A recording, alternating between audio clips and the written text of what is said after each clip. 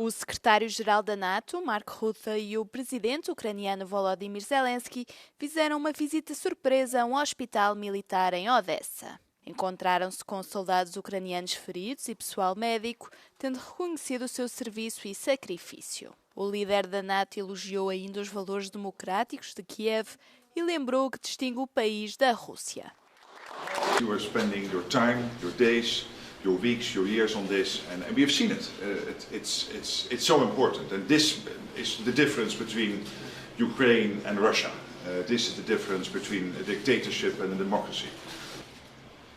Durante uma reunião com Rutte, Zelensky confirmou as conversações em curso na Turquia sobre a segurança no Mar Negro, no âmbito da coligação de interessados. Em causa estão discussões de caráter militar, não se tratando de negociações de paz com a Rússia.